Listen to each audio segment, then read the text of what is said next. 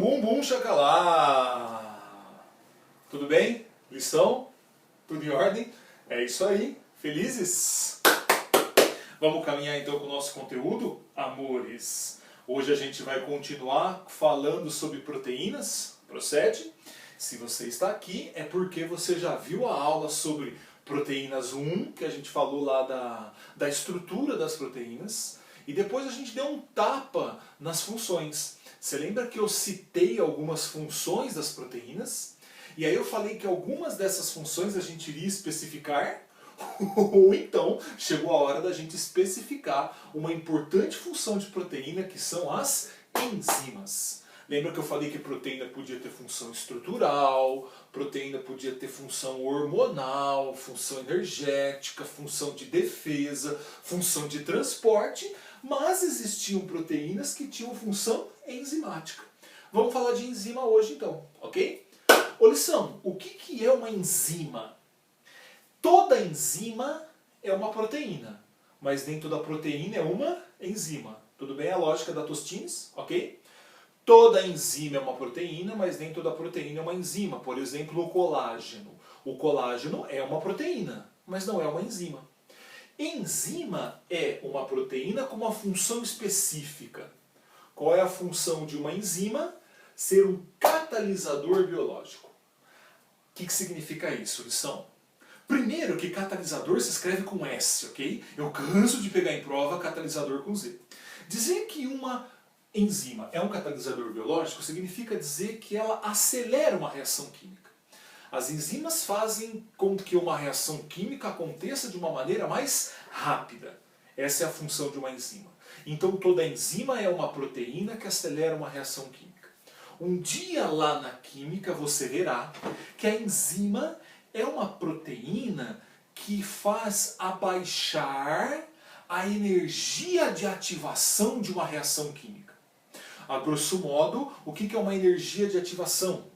Energia de ativação é a energia necessária para uma reação química acontecer. Portanto, se eu sou uma substância que abaixa a energia de ativação química de uma reação, eu faço com que ela aconteça mais rapidamente. Tudo bem? Então nós somos catalisadores biológicos, as enzimas são proteínas que aceleram reações químicas. Detalhe muito importante, a ação enzimática ela é específica, ou seja, para cada substrato existe uma determinada enzima. Você vai ver no seu material que ele fala no sistema chave-fechadura, já ouviu isso ou não? Para cada fechadura existe uma determinada chave. E aí tem que ocorrer um perfeito encaixe entre essa chave e essa fechadura. O sistema que a gente tem enzimático aqui é semelhante. Vamos tentar entender essa ação enzimática? Vem! Eu fiz um desenho lindo aqui para você, você sabe que os meus dotes artísticos são super apurados, né? Então eu vou dar nome a essas coisas. Você está vendo que esse telefone velho que eu desenhei aqui em azul para você representa uma enzima. Perceba uma coisa muito interessante. Toda enzima, então se isso aqui está representando para mim uma enzima, ela tem uma região que a gente conhece como o sítio ativo. Algumas enzimas têm um sítio ativo e um sítio alostérico. Depois eu comento um pouco sobre isso, mas vamos pensar no básico. Essa enzima que eu representei em azul para você, ela tem o chamado sítio ativo. Sítio ativo é uma região da enzima onde se encaixará o substrato. Eu desenhei um substrato em preto aqui para você, mas acho que eu vou dar nomes, né, para isso aqui ficar mais interessante. Vamos pegar um substrato que você já conhece? Se você está aqui comigo, você lembra desse substrato. Podemos pegar a maltose? Sim? Você lembra o que era a maltose? Isso mesmo, neném, um disacarídeo, formado pela união de dois monossacarídeos. Quais eram os dois monossacarídeos que se unem para formar o disacarídeo maltose? Glicose, ok? Então se eu tenho glicose mais glicose, imagina que cada quadradinho aqui representa uma glicose, glicose mais glicose forma um substrato, maltose. Então imagina que você comeu uma maltose, ok? Quem é que vai acelerar a quebra desse disacarídeo? Quem é que vai acelerar a digestão dessa maltose? Lá no intestino existe uma enzima específica para acelerar a digestão da maltose. Como é que a gente chama ela? A maltase. Cuidado com essa terminação ase, tá? Maltase, sacarase, amilase, transcriptase. Normalmente isso designa enzimas. Então lá no suco entérico, lá no intestino, a gente produz a enzima maltase, que vai acelerar a digestão do substrato maltose. A distância assim a enzima consegue atuar, lição? Não mesmo. Lembra do sítio ativo? O formato do sítio ativo de uma enzima permite o perfeito encaixe com o seu substrato. Estou representando isso aqui no próximo desenho. A enzima que eu fiz em azul, que eu chamei de maltase, está se encaixando ao substrato que eu chamei de maltose. Esse encaixe só acontece porque, repito, o formato do sítio ativo é perfeitamente igual ao formato do substrato. Quando o substrato se encaixa na enzima, a gente chama isso de complexo enzima-substrato. A enzima, então, acelera esse processo de digestão, gerando aqui, após alguns minutos, os produtos. Quem que vão ser os produtos desse processo? 2 moléculas de glicose livres que, então, podem ser absorvidas pelo nosso intestino. Tudo bem essa representação básica, neném? Tranquilinho? Sem que haja desgaste na enzima, perceba como isso é interessante, né? A enzima se acopla ao substrato, acelera o processo de digestão, os produtos são liberados e essa enzima, sem sofrer o menor desgaste, está pronta para realizar outras reações, está pronta para acelerar outros processos. Tranquilinho? Sem problemas? Pergunta importante. Por que a maltase é específica em relação à maltose? Vamos supor que a gente trocasse o substrato? Vamos supor que ao invés de comer uma maltose, você tivesse comido uma sacarose. Vamos supor que o substrato agora é a sacarose. Para digerir a sacarose, a maltase não serve. Para digerir a sacarose, quem que eu tenho? A sacarase. Olha só, por que a maltase só reconhece a maltose e não reconhece a sacarose? Por causa do formato do sítio ativo. Se você lembrar a sacarose, ela era glicose mais frutose. Eu representei a glicose como um quadradinho. Então eu não posso representar a frutose como um quadradinho. Vamos supor que eu vou representar a frutose por uma bolinha. Então eu tenho glicose mais frutose, eu tenho a presença da sacarose. Se eu comer a sacarose, quem que é a enzima que vai acelerar a digestão? A sacarase. O que vai mudar da sacarase para a maltase? O formato do sítio ativo. Se eu for desenhar uma sacarase aqui para você, você concorda que ela vai ter que ficar mais ou menos assim, ó? Aqui vai ficar quadradinho, nossa, vai ficar genérico. E aqui tem que ficar uma bolinha assim, ó. Hã? Nossa, meus dotes artísticos são fantásticos. Se você reparar, aqui se encaixa perfeitamente a molécula de glicose. E aqui se encaixa perfeitamente a molécula de frutose. E aí tem o encaixe perfeito da sacarose com a sacarase.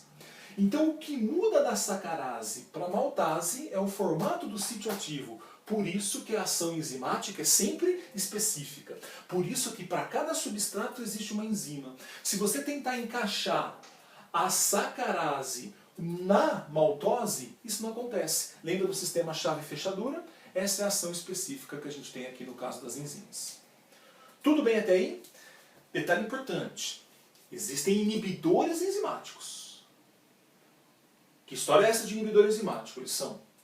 Existem algumas moléculas que elas têm o formato do substrato e, portanto, podem ocupar o sítio ativo de uma enzima, fazendo com que essa enzima momentaneamente perca a sua função.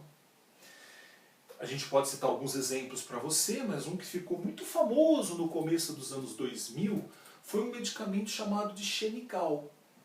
O Xenical, que prometia um emagrecimento, ele era um inibidor das lipases. Olha o nome, lipase é a enzima que ajuda a digerir os lipídios. E o Xenical, ele tinha o exato formato do sítio ativo de uma lipase. Então você tomava essa medicação chamada de Xenical, o Xenical bloqueava ocupava o sítio ativo das enzimas lipases, que automaticamente perdiam a função, porque ela não conseguia reconhecer os lipídios que você ingeria. Esses lipídios então ingeridos não eram digeridos, se não eram digeridos não eram absorvidos. Mas tem um efeito colateral aí, né? Comi gordura, só que tomei o remédio para inibir a ação da enzima que digere a gordura. A gordura não é digerida, não é absorvida, então ela sai por onde? Isso mesmo, pelo cocô. A gordura que você come, ela saía literalmente pelas fezes. Uma vez que eu tomei um bloqueador enzimático, um inibidor enzimático, uma substância que tem o mesmo formato do sítio ativo de uma enzima. Essa inibição a gente chama de uma inibição direta, né? Uma inibição competitiva. Existe uma outra forma de eu inibir uma enzima, que é uma inibição não competitiva, quando eu uso um produto que não se liga ao sítio ativo de uma enzima. Ela se liga em um outro sítio que a gente chama de sítio alostérico. Só que quando essa substância se liga a esse outro sítio, você deforma o sítio ativo da enzima, fazendo com que ela não reconheça e não se encaixe ao substrato. São duas maneiras de eu inibir a ação de uma enzima, uma inibição competitiva ou não competitiva, sendo um pouco mais específico. Normalmente, a inibição enzimática se faz dessa maneira direta, onde eu uso um produto que tem o mesmo formato do substrato, que ocupa o sítio ativo da enzima, fazendo com que ela não reconheça o seu substrato. Tudo bem até aí? Sem problemas? Vamos finalizar essa aula? Vamos lá então. Finalizando, a gente pode falar um pouco sobre os fatores que influenciam a ação enzimática. Você vai falar, lição, algumas coisas podem influenciar a ação de uma enzima? Claro que pode. Quer uma aguinha aí? Quais são os fatores que podem influenciar a ação de uma enzima? Você sabe que os dois fatores básicos são aqueles que poderiam desnaturar uma proteína? Porra, monstro, não fiquei um tempão falando para você de estrutura primária, secundária, terciária e quaternária de proteína. Eu não fiquei um tempão na aula passada falando de desnaturação de proteína à toa, concorda? Se a gente for imaginar uma proteína que desnatura, ela desenrola, ela desmancha, ela perde o seu formato molecular original. Então, se ela tinha uma estrutura globular terciária, como eram as enzimas, todas as enzimas têm estrutura terciária globular. Ao desnaturar uma enzima, você transforma algo terciário em algo secundário, uma estrutura helicoidal, lembra disso? Por que isso é perigoso, lição? Porque se eu desnaturar uma enzima, você concorda que ao desenrolar, ao desmanchar, ao mudar o seu formato estrutural, eu estou desfazendo o sítio ativo? Então imagine que a enzima tem um sítio ativo um formato globular. Desnaturei essa enzima. O sítio ativo se desfaz. E essa enzima passa a não reconhecer mais o seu substrato. Então, momentaneamente, ela perde a função. Quais são os fatores principais que podem desnaturar uma enzima? Temperatura e pH. Temperatura e pH influenciam demais a ação enzimática. Vamos pensar no nosso corpo? Qual seria a temperatura ótima para a ação das enzimas do nosso corpo? Isso mesmo, se eu enfiar um termômetro em você agora, se não tiver com febre nem nada, vai fazer uma leitura de 36,5. A 36,5 graus Celsius, a gente fala que isso é o ponto ótimo. Isso é a temperatura ótima. O que significa isso? Que a 36,5 graus Celsius, a nossa ação enzimática é máxima. Qual é o problema? Se você tiver com febre, sua temperatura pode pular para 37, para 38, para 39, para 40 graus de febre. E se você tiver com uma febre alta e projetar no gráfico, você vai ver que 40 graus causa uma desnaturação das suas enzimas e, consequentemente, leva a uma queda na ação enzimática pelo fato de uma enzima desnaturada desfaz-se o formato do sítio ativo, ela perde a capacidade de reconhecer o substrato e a ação enzimática vai lá embaixo. Do mesma forma que aumentando a temperatura corporal, né, ou diminuindo, no caso de hipotermia, você vai ver que você vai ter uma queda na ação enzimática devido a esse processo de desnaturação. A mesma coisa dá para fazer aqui com o pH, né? A gente sabe que tem muita enzima digestiva, tem enzima na boca, tem enzima no estômago, tem enzima no intestino. E você sabe que o pH da boca, do estômago e do intestino são diferentes. Na boca a gente tem um pH aproximadamente neutro. No estômago um pH ácido. No intestino um pH mais básico. E as enzimas que estão nessas regiões, elas trabalham de acordo com esse pH. Vamos pensar aqui na boca? Aqui na boca tem uma enzima chamada de amilase salivar, que atua, que inicia a digestão do amido. Qual que é o pH ótimo para a amilase salivar trabalhar? Lição, qual que é o pH da boca? É um pH aproximadamente neutro, 7. Se o pH da boca está 7, a amilase salivar está com a sua máxima ação, extremamente eficiente. Porém, se você alterar o pH bucal, ou subir o pH da boca, ou diminuir o pH bucal, dependendo do que você coloca na boca, né?